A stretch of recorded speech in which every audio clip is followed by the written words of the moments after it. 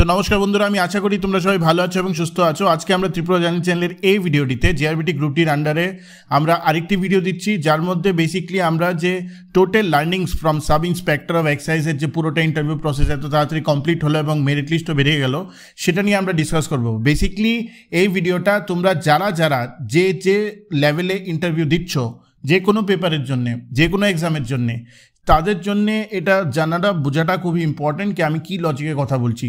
কাজে আমি আশা করি ভিডিওটি তোমরা শেষ অবধি একবার নিশ্চয়ই শুনবে। And obviously if you like the content of Tripura channel you will share and subscribe. তো এখন আমি ভিডিওটি শুরু করছি।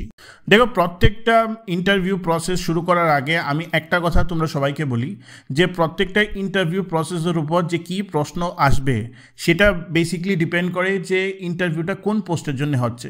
আজকে যদি ইন্ডিয়ান অ্যাডমিনিস্ট্রেটিভ সার্ভিসের ইন্টারভিউ হয় আর JRBTর ইন্টারভিউ হয়, আমি যদি দুটোকে কম্পেয়ার করি তো কোনো মতেই দুটোর মধ্যে লেভেলে কোনো রকমই সেম হতে পারে না, কারণ JRBTর যে জব রোল সেটা totally different from Indian administrative services, as well as কোনটা superior post. Obviously IAS is a superior post than JRBT।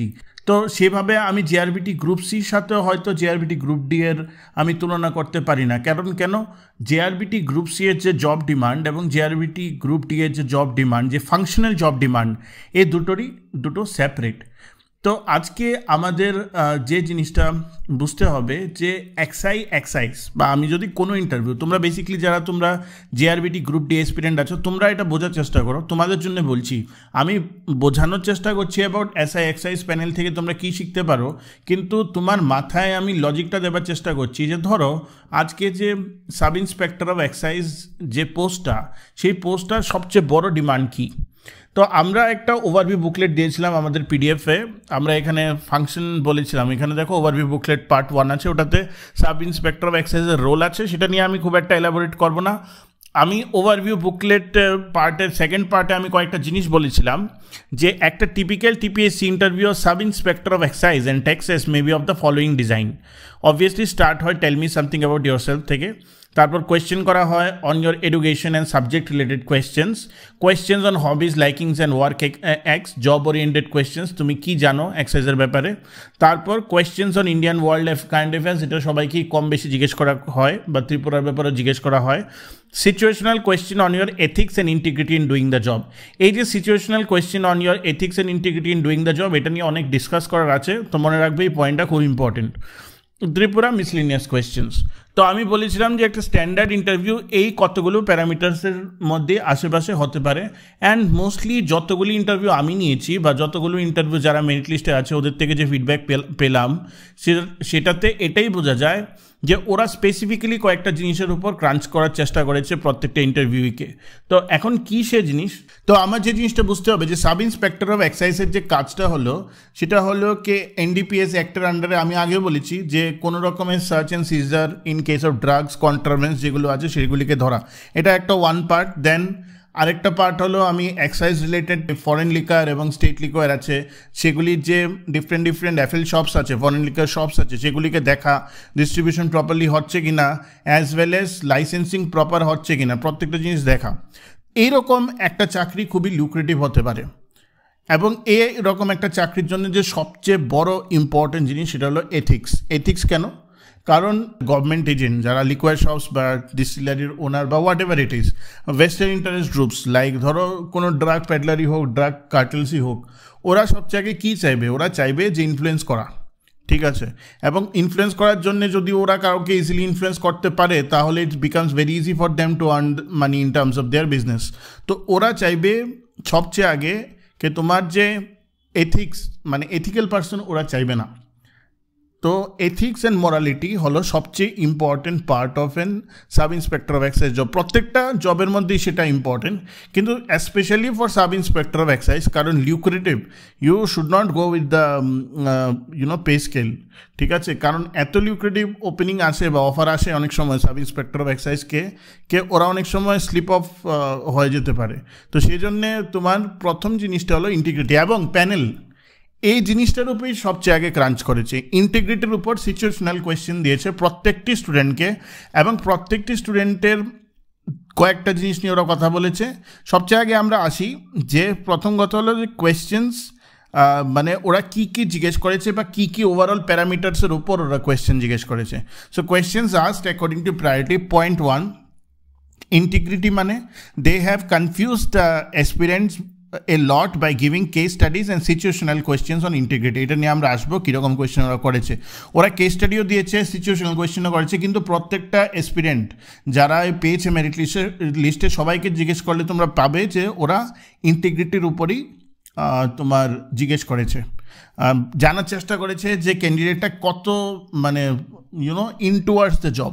তারপর interest in the job, they have confused aspirants by telling that the job is gender specific, এটাও বলেছে। কারণ এটা নিয়ে আমি আসবো, একটা মেয়েকে স্পেসিফিক্যালি জিনিসটা বলা হয়েছিল যে এটা তো ছেলেদের চাকরি, তুমি কি করবে। বেসিক্যালি এই কোয়েশ্চেনটা করার পিছে ওদের লজিকটা এটাই ছিল যে ওরা দেখতে চাইছিল how badly do you want the job. ঠিক আছে, তো যে যেরকম এটা নিয়ে অ্যান্সার করেছে সেটা হিসাবে ও পেয়েছে। আচ্ছা, demands of the job, they have asked about the demand of the job and how to tackle that, এটা নিয়েও আসবো। Educational introduction and other questions. TPSC panel were quite welcoming, most of the interviews went well. এখন আমরা specific কোয়েশ্চেনের দিকে আসি এবং what can we learn about GRBT from it. প্রথম question, why is Tripura is becoming a hub of drug trafficking. এটা common question, অনেককে জিজ্ঞেস করা হয়েছে। এটার উত্তর তোমরা জানো, আমাকে কমেন্ট সেকশনে জানাবে। Why any border state of India today is a hub of drug trafficking. কী কী জিনিসের জন্যে?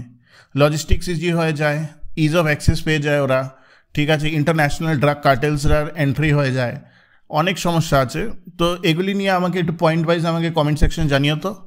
Is drug menace a law enforcement issue আর সোশ্যাল ইস্যু? এটা অনেককে জিজ্ঞেস করেছে। Basically drug menace is a social issue. Drugs ম্যানেজে এডিকশনটা অনেকটা ডিপ্রেশনের থেকে বা due to some sort of কী বলবে হাইয়ের জন্যে মানুষে শুরু করে ঠিকই, কিন্তু এডিক্টেড যারা হয় মোস্ট অফ দ্য টাইম একটা বিহেভিয়ার স্টাডিজে বলা হয়েছে যে ওদের family background and all those things ওদেরকে মরাল মেন্টাল সাপোর্ট দেওয়া হয় না, that's why they find comfort in this addiction. তো ড্রাগ ম্যানেজকে শুধু একটা ল এনফোর্সমেন্ট ইস্যু বললেই হবে না, this is also a bigger social issue. ঠিক আছে, what steps can be taken to counter drug menace? Let me know. এটা অনেকে তোমরা জানো, নেশামুক্ত Tripura, all those things are there. তারপর why engineer but you want to be in excise job? এটা তোমাকে জিআরবিটি তো জিজ্ঞেস করবে। ওয়াই ইঞ্জিনিয়ার বা why doctor but you want to be in the excise job? Why do you think this job is for you? এটা একটি ছেলেকে জিজ্ঞেস করেছে, তোমার কেন মনে হয় যে চাকরিটা তোমার লিগা? তো এটা একটা ভালো কোয়েশ্চেন এবং এটার উপর প্রিপেয়ার করে যাইতে হইব। এই জেনারেল কোয়েশ্চেনগুলি জিজ্ঞেস করে প্রত্যেকটাই। You have good qualification throughout your academic. Why do you want to do this job that relates with liquor and drugs? তো এটা কনফিউজিং কোয়েশ্চেন। দেখো,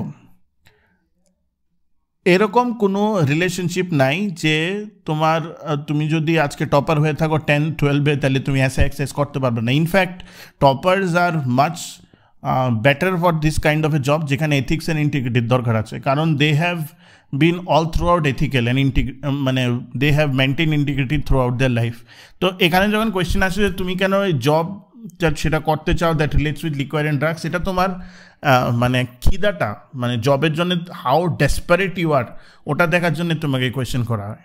ঠিক আছে, সো নেক্সট যদি আমি যাই, তারপর কোয়েশ্চেন করা হয়েছে যেমন কারেন্ট অ্যাফেয়ার্স কোয়েশ্চেন, যেমন ইন্ডিয়া ক্যানাডার ব্যাপারে, অগ্নিবীর স্কিমের উপর অনেক কোয়েশ্চেন করা হয়েছে, ফ্রিডম ফাইটার নাম বলো কেন তোমার পছন্দ, composition of GST council, question about excise, Indo China Indo Pakistan policy, normal other current affairs যেগুলি like Chandrayaan 3 and all this things, এগুলো জিজ্ঞেস করা হয়েছে। যে মার্কস কিসের উপর দেওয়া হয়েছে, যারা যারা পেয়েছে এর মধ্যে তো 7-8 জনকে তো আমি চিনি, ইন্টারভিউ নেওয়া হয়েছে ওদের, আমি নিয়েছি আগে। তো আমার যে ধারণা হলো ওদের ইন্টারভিউর ফিডব্যাক থেকে ইন্টিগ্রিটি পার্টটাতে যারাই, এবং I was very specific in the interview, যা খুশি তোমরা বলো, কিন্তু you can't move on from this your position that you will be মানে ইউ উইল মেনটেন ইন্টিগ্রিটি। এটা অনেককেই ক্রাঞ্চ করেছে এবং যে এই ট্র্যাপে পড়েনি ওদের ট্র্যাপে পড়েনি, ওরা এরকম কোয়েশ্চেন জিজ্ঞেস করে যে তোমাকে তানিষ্কের নেকলেস দেওয়া হবে তো তুমি কী করবে। এখন যদি ওরা 4-5 ধরে তোমাকে জিনিসটা জিজ্ঞেস করছে এবং তুমি যদি একবার রিপ্লাই দিয়ে দাও হ্যাঁ স্যার ভেবে দেখবো, শেষ, that is the end of your interview there. এই জন্যই আমি বলছি এরকমও হয়েছে অনেকের সাথে যে ওরা সেই জিনিসটা মেনটেন করতে পারেনি, এখানে ইন্টারভিউর মার্কসটা খুব লো হয়ে গেছে। ঠিক আছে, তো ইন্টিগ্রিটিটা যারা মেনটেন করেছে ওদেরকে ওরা অ্যাটলিস্ট out of 15 মানে out of 20 they have at least given 50 to 55% marks. ঠিক আছে, obviously written is the trick. একটা ব্যাপার আছে, তুমি 80 লেটস সে ফর এক্সাম্পল 100 মার্কের পরীক্ষা হলে 80তে তুমি যে নাম্বার পাবে, ঠিক আছে, আর 20তে যে নাম্বার পাবে সেটার মধ্যে কোনো নর্মালাইজ হয় না। 80-র মধ্যে যদি তুমি আজকে অ্যাটলিস্ট মিনিমাম 60 না পাও, তাহলে হয়তো 20-র মধ্যে 15-16 পেলেও লাভ নেই। হাওয়েভার ইন্টারভিউর দাম আছে। ধরো অনেক কেসে 80 জায়গায় যদি 70 কেউ পায়, ঠিক আছে, আর লাস্ট মেরিট লিস্ট যদি ধরো 86-এ যায়, ইন্টারভিউতে ও 16-17 পেলে ও কাভার আপ হয়ে যাবে, ওগুলি ম্যাটার করে। কিন্তু একটা সার্টেন লেভেলে 80:20 রেশিওতে রিটেনে যাদের হাই মার্ক ছিল ওরা ইন্টারভিউতে ডেফিনেটলি ভালো করবে মোরাললেস। In interview according to me 3 things mattered যার জন্য মার্ক পেয়েছে। একটা হলো ইন্টিগ্রিটি, একটা হলো কনসিস্টেন্সি, আর একটা হলো ক্ল্যারিটি। প্রথম কথা হলো তোমার ইন্টিগ্রিটি মেনটেন করতে হবে, তুমি কীরকমভাবে কনসিস্টেন্টলি অ্যান্সারগুলি দিচ্ছ এটা ওরা বোঝার চেষ্টা করছে। Consistency is important and clarity is important, যে তুমি যে কথাটা বলছো তুমি কত লজিক্যাল বলছো বা তোমার কীরকমভাবে ক্ল্যারিটি আছে কথা বলার। এখন এখান থেকে what can we learn from this SI মানে ইন্সপেক্টর ইন্টারভিউ প্যানেল। দেখো, তোমার যে চাকরিটা, সেই চাকরির ব্যাপারে তোমার একটা আইডিয়া হতে হবে। আমরা যাই করি না কেন, প্রথম কথা হলো আজকের ডেটে আমি যদি আজকে একটা এলডিসির কাজ করি বা আমি যদি আজকে একটা গ্রুপ ডির কাজ করি, হোয়াট এভার ওয়েতে আমি কন্ট্রিবিউট করছি টু দ্য স্টেট গভর্নমেন্ট, আমার ফার্স্ট এইমই থাকবে যে আমি যাতে ভালোভাবে চাকরিটা ব্যাপারে জানি, যাতে চাকরি রিলেটেড যদি তোমাকে কোনো কোয়েশ্চেন করা হয় তুমি যাতে সেটা পারো।